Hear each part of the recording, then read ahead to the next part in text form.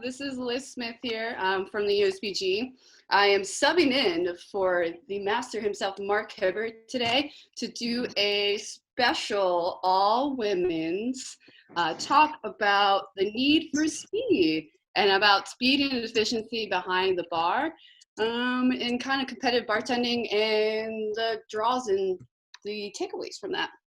Just want to first thank our sponsors for today for donating. So first, our sponsors is going to be St. George Spirits. So they're out of California. They've actually been around since 1982, and they sell gin, brandy, absinthe, literally everything you can eat. It's there. It's all amazing. And our second sponsor today is going to be 3 of Strong.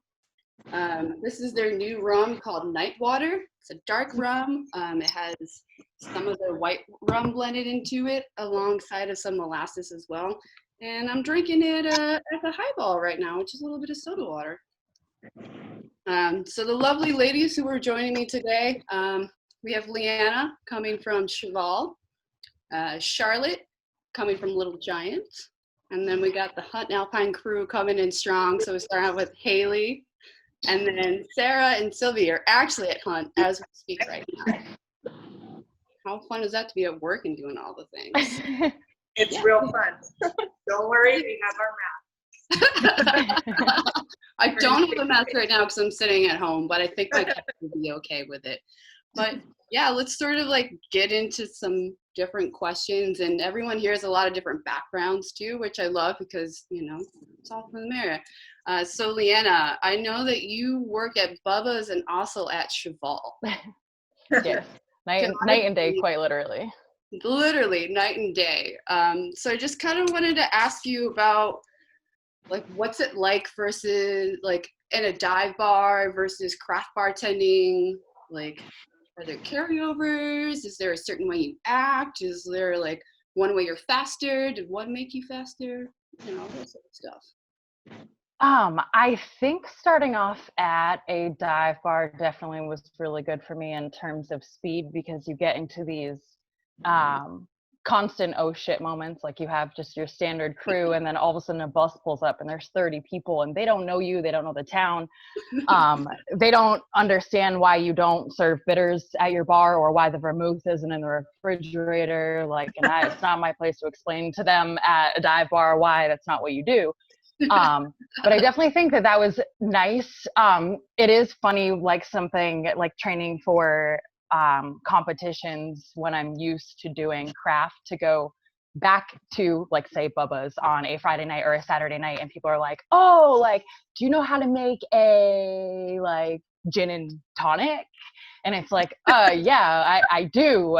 Of course I do. I don't understand. Like, are you belittling me? Oh no, it's just what we do here. Okay, cool. And it's like, you know, you have a soda gun and you can fly through that and you're like, oh, wow, I just made 700 drinks and the same amount of hours passed versus at a dive bar. You're like, awesome, I made 70 drinks tonight and I'm dripping sweat way harder. And like the attention to detail is really different. I don't know. I mean, I guess the volumes of both help. The carryover is more the attention to my customers. Because the experience is hard to even relate. I guess it's more like, cool, I still listen to the people around me and I give them what I actually think they're looking for is the kind of the only carryover for me. But. Yeah. Quick shout out to Tyler Schweppe who's watching us. Hey, Schweppe. We love you, Schwepp. Thanks for joining us. So what's it like when you go from, you know, Sylvi or I think this is a good question for you too. Like, what's it like going from a soda gun to not having a soda gun? Like, are you faster with that? Like, are there issues with quality alongside of that? I mean, of course, pouring from a speed pour without a jigger and having a soda gun, I pour you a whole cocktail in like 5 seconds. But it's a different kind of, you know, I mean, if I pour a gin and tonic at Hunt and Alpine, I'm pouring from a bottle. It takes a second to open it, but us, you know, we don't have a soda gun here. We use our bottles, but we're also not mixing as many drinks with soda. So it's just a different balance of, you know, the kind of drink that you're making. Yeah. sometimes I get concerned about like the quality of when I open a bottle. I'm like, is it still all right? Is it okay? Like serving a flat thing. Oh, I feel the opposite with a soda gun. I'm like, I'm sorry, who closed last night? Did you like make sure you soak the nozzle so that there's no nasties inside of it? Like, have you ever started working at a dive bar and you're like, I'm gonna deep clean and be the boss's favorite, and you open the soda gun and you're like, like that is devastating to me. Or you find out like 3 days later that like the Diet Coke syrup has been completely out, so you've been squirting like half carbonated soda water because also like your tank is empty. Because that's like the difference of like dive bar management versus like craft and everything in order and inventory. It's like, oh my goodness, the soda gun stresses me out. Oh my God. My favorite part used to be for me when the syrup would run out and then the servers had to tell you it was out. Meanwhile, you're like 16 tickets deep. And you're like, can you not just go change it? They're like, no, not at all. I don't know how. But so LyAnna, how many drinks can you make out of a soda gun? Like how many vodka sodas can you pour per minute? Before I lose my mind? Yeah. How many vodka sodas can you pour per minute? Maybe. Oh my goodness. I mean, so it also matters. Okay, so there was this dive bar that I worked at in Oakland, California, where the soda gun, like you had to go like this with it to get it to like come out quickly, because you'd sit there for so long and you're like, I know this can't possibly be making it come out any faster, and it probably wasn't. But the soda gun, like the water button just like trickled. And so you're sitting there like going to do it. And so, I mean, I guess like I can make quite a few vodka sodas, but I'm thinking about like the places that I've actually worked, and I'm like, watching these people stare at me like, can I have 3 more? And you're like, oh my God, I'm only on the second one. Like, versus like me dumping it in. Vodka sodas, you can pour them much faster than 6 of the same shaken cocktail. Yeah. It's true. All right, Hayley. So for you, I think that all of us, whether we're in a dive bar or whether we're in like a craft situation, will sometimes free pour or jigger. What's the line for you of what you'll free pour and what you won't? Personally, when I free pour, it's very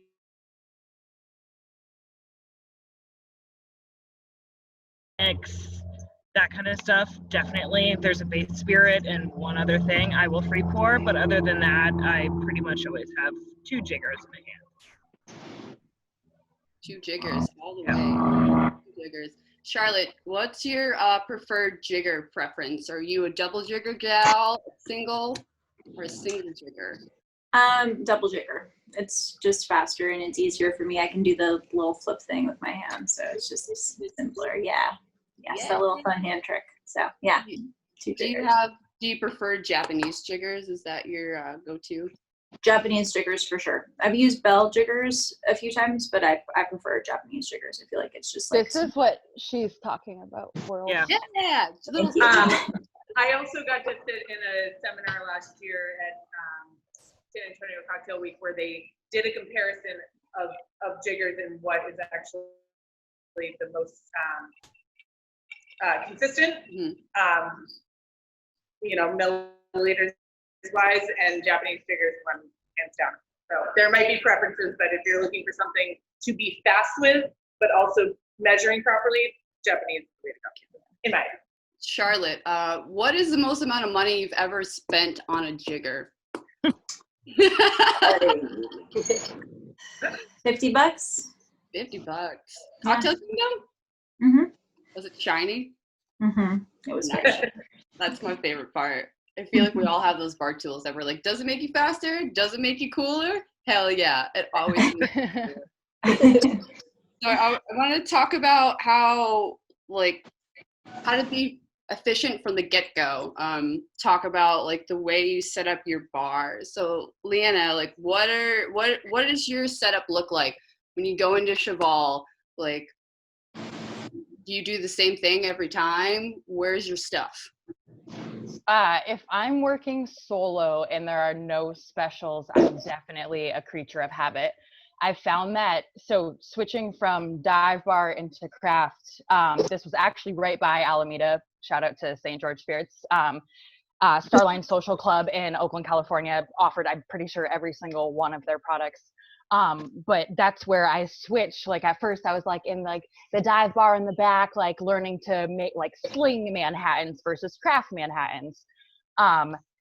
And switching over, that was like, it's like almost like my training wheels. Like it's like learning how to ride a bicycle and you never forget. I never forgot the setup at Starline and where my hands would reach to. And so learning from that, I'm not sure how much of it is like, I'm an old dog. Like I really, like the second my hand learns to go that way, I sometimes will make bad habits. Like if you're going to stand like this and you're going to try to, like, my dominant hand being my right, so I'm going to have my jiggers on my right. That way I can like not cross over my body to grab something. That's not necessarily something that comes to my thought process immediately because I'm a creature of habit, but I definitely would try to set things up. One, I want to like think of like what is going to be like, what can I knock over? So anything that's going to be tall, set in a certain station. What is glass, set in a certain station? I want my syrups in the syrups that are most used next to each other. My lemon and lime, like I want things coded in a way that I have the quickest access to them. Also, that when I'm thinking about being efficient, I don't have to think about it as much. My hand, one, will know where to go, but also say I'm being sloppy for a second because it's Friday night and something happened like every 4 minutes. I don't knock it over. Like I've already put it in advance, like that lives over there. I can trust my brain to protect future and past me to put it in that location, which I guess is the most important thing for me. Because say you threw in a special, like, no, now I don't want my limes there. They have to go over there because it's going to bother me to reach because I'm going to do it 200 times. Cool. Sarah, what does your setup look like? Where do your shakers live? Where is your chapstick? Where is your 15 different knives? Where's your wine key? Do you always, some like snacks in your pocket? What is your sort of like daily setup look like? So basically all of my jiggers, my strainers, all of that goes right onto the bar top on the mats. And I pick up my jiggers with my left hand, so they're right there at the left. The strainers are at the right. And the shakers are just to the left, right in arm's reach. And let's see, what else? Snacks always close by. Wine key in the back pocket to be able to pull out whenever. And the setup of our bar, we've got a little station for garnishes. Where we actually cut them all ready to go. So that just lives there, but it's in close reach. Yeah. What is it like when you take over the bar from Sylvi, who's your left-handed friend? Is everything upside down and backwards? It's got to be completely reset. Yeah. Well, but we have a couple things with our wells that we always keep the same for no matter how it goes there. Our bottles stay in the same, all of our bottles and syrups stay in the same position. But it's just the tools really, and maybe some straws or something that go on the opposite side. Sarah and I Bitters. Things that are mirrored. But it's easy to just hop back there. I always would if someone was left-handed, I would always go to like pick up the speed pour and be like, it'd go the wrong way. I'd be like, what? Just no, speed pour should always go the same way. Right. I used to be super OCD about that. I would go through when I was like working at Central and I would just always change the direction to be like, these need to all face the same way. OCD. Most importantly, Sylvi, where do you keep your lipstick during service? Is it in your apron? Back pocket? In my pocket of my jeans, but that sometimes hurts me when I throw them in the washer and then I get rid of them. But mine's kept behind the computer, always there. That's always it. Hayley, where's your lipstick kept? Usually at home in the cupboard, unused. Just thrown away. And LyAnna, do you have a spare knife that you usually keep on you for in case Pat panics and doesn't have one? He's like, so he doesn't have a nervous breakdown. Yes. Actually, I remember getting a lot of like weird racial flack for being Puerto Rican carrying a knife. And I brought that to the attention of Mark Hibbard, and we were just like making some like off-kilter jokes at work. And for Christmas, he actually purchased a knife for every single one of the staff members. That way we could easily cut open the boxes. I don't really want to break my nails. Removing things on kegs, like cutting whatever, and then he made it so like, you know, it could go on everybody's belt. So that's always the one that goes like with my backup toothbrush and lipstick, or I'm a lip gloss girl, whatever. That would go there, and then the other one would go in my back pocket, which I like for my garnishes. So of course, I've always got Pat's back. I actually use his coffee mug to put my lipstick in. That way, you know. He's always reminded that you're always there all the time. Charlotte, what about you? Is there something that you feel like you need to always have on you? Do you keep a Lucky Pebble in your pocket at all points for Saturday service, or? No, I just have the same wine key that I've had forever, and I feel like that's always just in my back pocket. I'm not a lipstick person, I'm a chapstick person, so, you know. Where do you keep your chapstick? Usually in the kitchen. Ooh, nice. When I need like a good coffee break and like reapply, you know, I feel like, yeah. I also like when people can't see me do it. Exactly. I only keep mine in my pocket for when I go to the bathroom, but. I just want to take a moment to welcome some peeps who are joining us. Thanks for everyone watching us. I know Brianna's here watching her kids. Thank you. David Hall and Sonia, who's obviously an important one. In case y'all haven't seen Mark Hibbard's profile picture for these, that amazing hat is made by Sonia. She's so talented. I love her. And just as a reminder, we're here with us ladies talking about speed and efficiency. Today we're sponsored by St. George Spirits. These are little gin bottles, which, fun fact, I bought when I was like 22, and it was the first time I ever bought gins, and I was like, I'm gonna try and see what each one goes best with, and bought like grapefruit and lime because I was always a nerd. And then we're also sponsored by 3 is Strong, and this is their newest release called the Night Water. It's a little bit sweet, it's got molasses. It's so delicious. You just want to sip it by itself. I was looking for something a little bit light and refreshing, so I just mixed it with a little bit of soda water, and it kind of tastes like a vermouth and soda. Well, let's get back to talking about where we keep our chapstick, the thing that the people want to know. I know that we all sort of have met and crossed paths through our training for different competitions, the speed rack competition being that. And I know that for me personally, like training for that competition just totally like changed my brain. Like I was like, oh my God, I had to learn how to free pour because I grew up like fine dining, and I was like, what is free pouring? And just thought about my movement so much more than I ever had. So I just wanted to talk to each one of you about sort of like, what did you learn for it? What did it mean for you? Hayley, do you want to start off? Sure. I think it was, probably for all of us, but speaking personally, having Sylvi kind of guide all of those practices we're into really changed a lot for me. I think without that, I would have been a little more lost. But for me, it was kind of like the reverse of bartending behind the bar. Like, we're doing spirits first. We're free pouring everything, you know? You're putting your ice in first when we're training for competition, whereas on the bar, I'm not going to do that. I'm going to do the opposite. So it was kind of like nice to think about it in a different way. It made, my normal habits faster, I would say. Did you feel you were changed as a bartender after you did it? Yeah, for the 4 days I was back after Speed Rack, really Correct. Really changed me. Correct. In case no one knows, Speed Rack was sort of like the last thing that normal thing that we did, and luckily none of us got coronavirus from it. But we right? Love it. Charlotte, what is it for you? Like, did you bring anything back from your Speed Rack training that you brought back to the bar? Was there a change in your setup from that at all? Not really a change in my setup. It was really inspiring to be around a lot of women in the industry. I feel like I don't get that. So it's such a like centered group of women that are all together.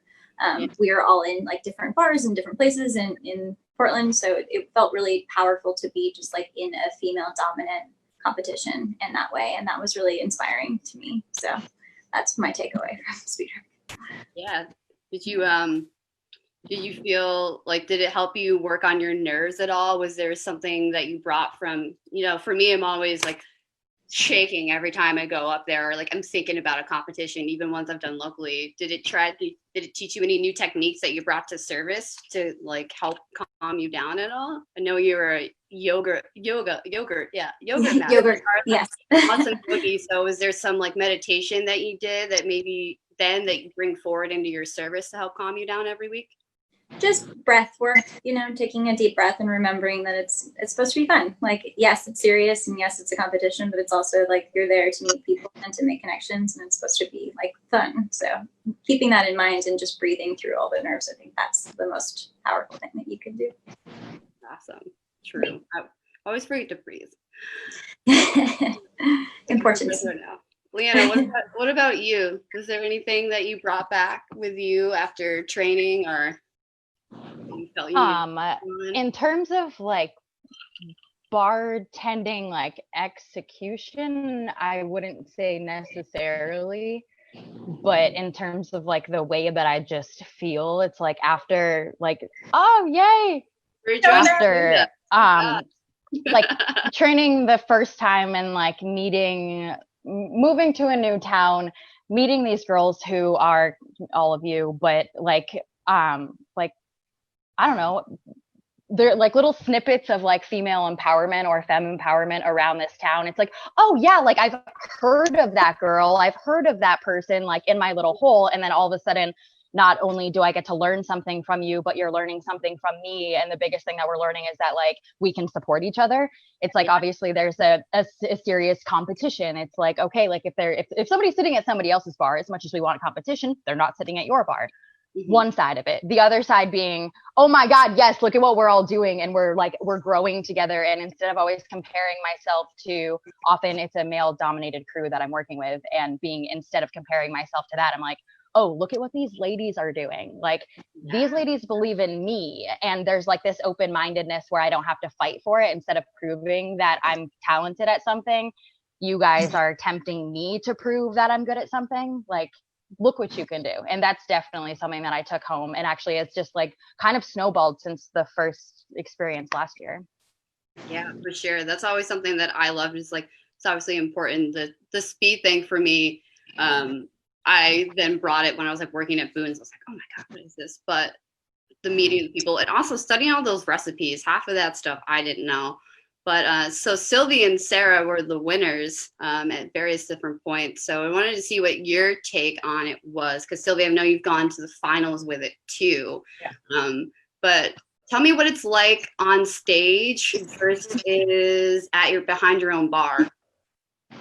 Wow. Well, so I did speed rack 5 years. I've done multiple other competitions as well, but speed rack is the one that really, I mean, I know you asked me about on stage, but I just want to say that the way that I got to where I am is by working with other women over the years and working together. And the only way I think that either of us and all of us got to this point was by working together and trying out different techniques and supporting each other. So my third year of doing it, I got on stage and just blacked out and was like, I don't even know. It was like everything dropped from my body and got a little weird. And then the next year I thought a little more about how I could get up there and not think about all the people watching me, but really focus on, hey, I have a lot of people watching me all the time. Yeah, it's true. It's a stage all the time. Think about it that way. The 4 people that are judging these drinks are just like guests at any bar, and I'm going to make them a drink like I would make them at my bar. So it's really just trying to forget the crowd and focusing on what we're good at. And, and then also, in between rounds, getting up there with the person you're going against while you're waiting for the judges and talking to each other and hugging each other and supporting each other. And not standing there nervous, being like, I don't know what to do. Like, talk to each other. It's so much more, or it calms your nerves so much more when you have people who you don't feel like you have to beat because you're both awesome and we're all awesome and we just need to support each other. I know absolutely nothing about being on stage with someone that you know and care about. Absolutely. So Sarah, LyAnna, we're on stage against each other. So far. So Sarah, what was something that you took away from it that you brought back to the bar? I guess The trophy. Yeah. Flowers. I guess it gave me a lot more confidence, like not only in general, but in, you know, not only in bartending, but like in everything else in my life. You know, I was not expecting at all to even get up on stage. I thought I was done after the first round. But she got first in prelims. That was it. So it really taught me not to like be too hard on myself, give up on myself, but also like you gotta keep pushing hard until the job's done. Absolutely. So something that is really important for speed rack that I think all of us learn how to do eventually is something we refer to as round building, right? A round building of drinks. That's where you set up your multiple drinks at a time. So Hayley, for you, if you get in, you know, say 6 cocktails on a ticket, what is your thought process for building that as quickly as possible? What do you do? First 6 drinks on a ticket, I would say, first of all, look at what's shaken, what's stirred. If you have a mix, start your stirred drinks first is what I do. And then get all my tins in line. And I like to go bitters, syrup, citrus, spirit. I think we all probably are on that length. But yeah, just get my stirred drinks chilling. Shake two, and I garnish at the end. I garnish everything at the same time. Everything at the same time. Yeah. And Charlotte, if you have a drink ticket that has like 6 drinks on it, if there's beer or wine, how does that fit into your flow of what you do? If it's red wine, then I pour it first before I make any drinks. And then I will like pour beer and pour sparkling wine or chilled white wine at the end when I put everything to be sent out to the tables. So LyAnna, for you, you just had multiple tickets come in, right? One's got like 3 cocktails on it. One has a glass of wine. One has 2 beers. And they came in, I don't know, the cocktails came in first and then the wine came in like a minute later. And then right behind that was beer. What's your thought process of getting those tickets out? Where I work currently is a very restaurant, food-centric bar and restaurant. So a lot of the time I'm thinking about, okay, I just saw Shelby get quadruple sat. That's the beer that she just put in. So is that the beer that she just put in for the gentleman who's already been waiting before that quad sat for 10 minutes and that beer is going to die? So there's I'm like diving into it on that level as well, I guess, versus just the specific, like, in that situation, like my immediate answer would be like, I'd probably pour up the wine, I'd pour up the beer, and I'd continue my cocktails. I might build my cocktails, not ice them, let my glassware chill, finish off those, be able to communicate with somebody on the floor while I'm finishing and executing my cocktails, because I can move around with cocktails as well. Like when you get like used to having your little station and you're also doing service, like I'm going to froth my egg white because I do dry shake, wet shake. I can froth while I'm speaking to somebody. So like kind of building in those types of things, I guess. I don't know how to come up with a straight answer. I'm like, there's too many variables. Yeah, sure. Have you mastered the art of pouring a glass of wine while shaking a cocktail at the same time? Yes, of course. Can you shake 2 cocktails in one hand? Huh? Wait, what's the question? Can you shake 2 cocktails in one hand? My problem is that I don't know that I've ever tried to do 2 because Pat does 3. So I went from 1 to 3 and I'm like, no, I can't. So the answer is probably, I can probably shake 2 really well from the number of times that I try to do 3 and have failed, but I don't know that about myself yet. That's fair.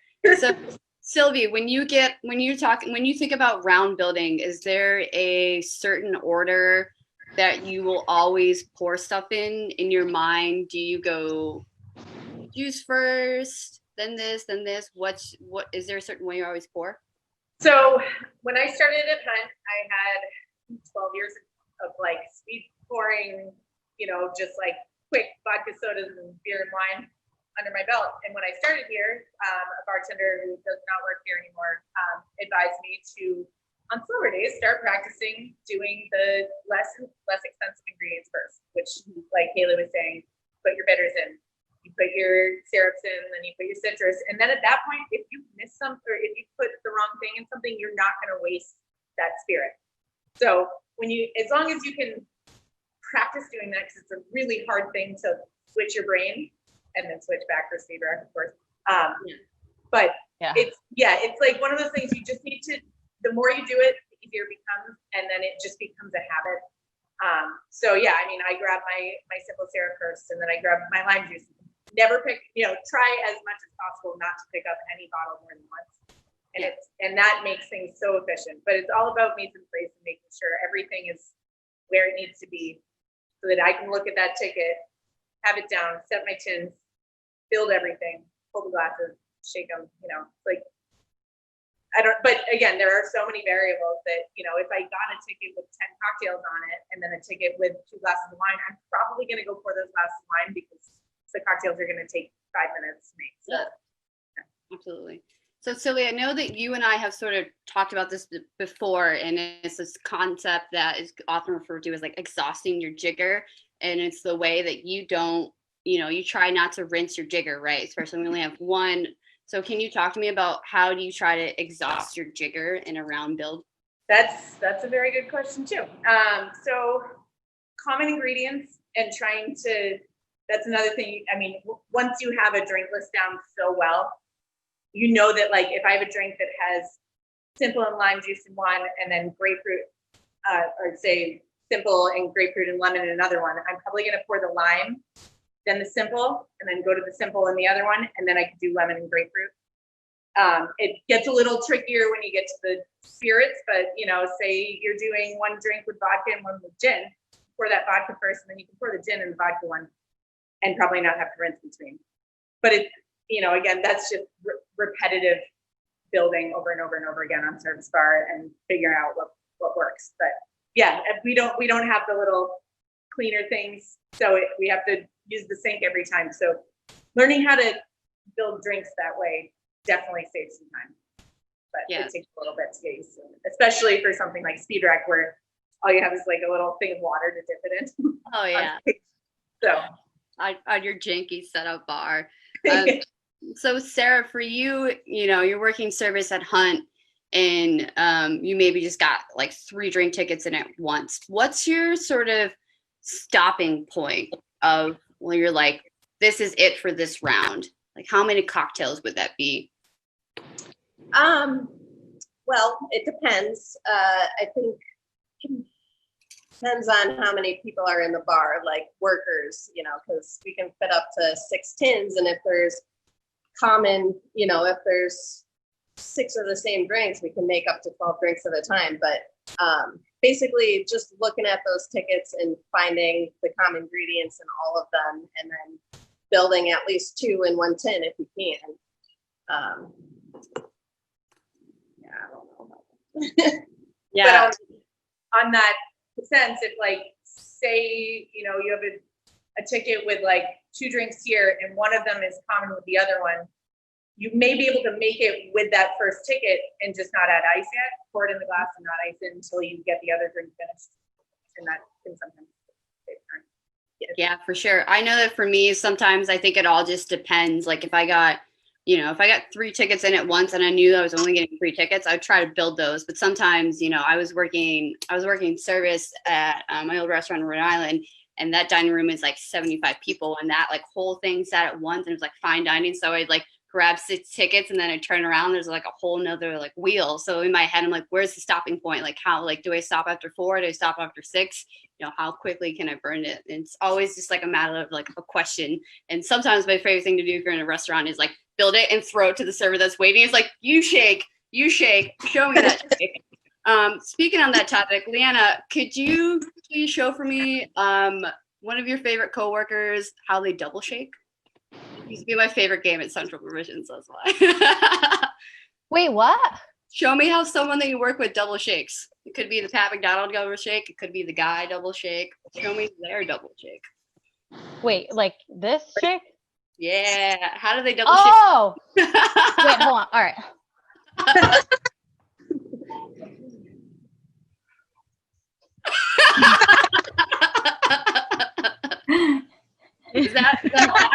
Guy. Oh, guy. Guys, Oh no. his left shoulder. He conserves his bad. Charlie, can you show me Was that the question? you work with? Were you talking to me? Yeah. Do you have someone else you work with that you want to, show me their double shake?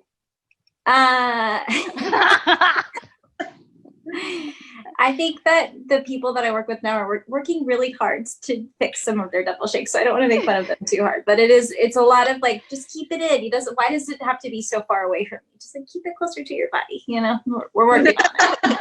Right. Can I make a point that when the person I was just picking on for that shake just had to get a surgery on their rotator cuff to fix that shake? Yeah. I'm so glad he can't talk back right now. Right. Yeah, I feel like I change mine all the time. If my shoulder's hurting, then I shake to the side or, shake above me.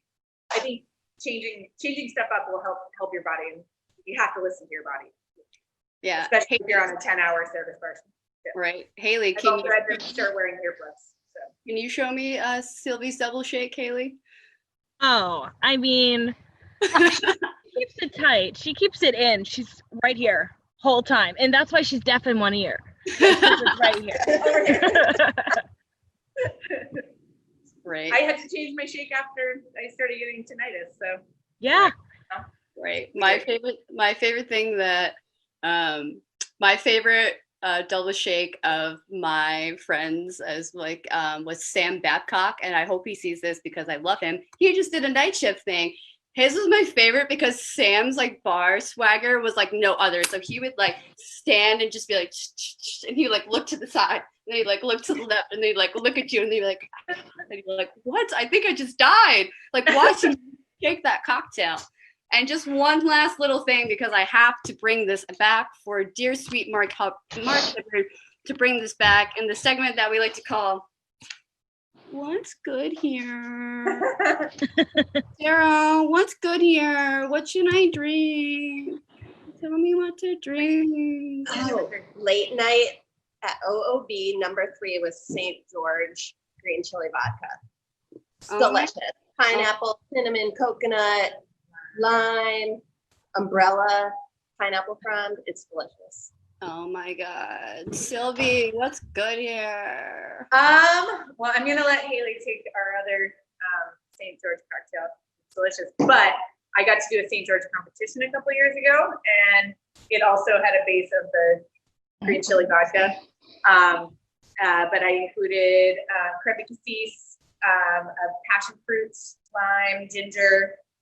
It was a really fun, bright citrusy kind of tea vodka drink with this cool note of that, the chili and bell pepper.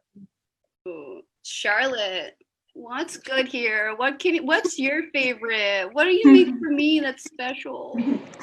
My favorite is a privateer rum drink that we had on the menu with blood orange, a blood orange oleosaccharum, which is just a syrup that's made with all of the rinds and sugar and hot water, lemon juice and egg white. And it's just a really delicious, yummy rum sour. Haley, what's good here?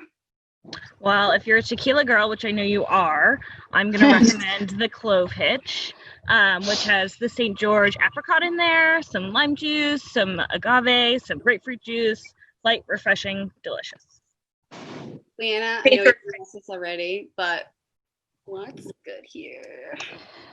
Today, I think we're going to take shots of St. George's absinthe, and we're just going to dilute it with a little bit of water, and we're going to see who the last one standing is.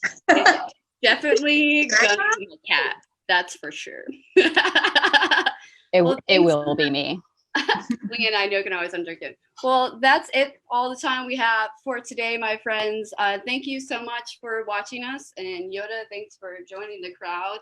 Puppy. Send another thank you to all my beautiful hosts that we have here. So we have Sylvie from Hut and Alpine, Sarah from Hut and Alpine, and Hayley of Hut and Alpine. How many times can you say Hut and Alpine in a sentence? 3 there. I can't say it that many times. We have Charlotte coming to us from Little Giant, and LyAnna from Chaval, and I'm Liz from USBG and Stroudwater Distillery. And just a last thank you to our sponsors again, St. George. Woo! And 3 Strong. You should get their new Yeah. delicious. So thanks. I did the mural over there. Go check it out. Yay. And the rum Thanks so squishes. much. Oh, thanks. Well, we'll see you for our next day shift, which is going to be on Thursday. And our regular host, Mark Hibbard, will be back. So don't worry. You don't have to see my pink hair for a little bit while. But, no. Thank you.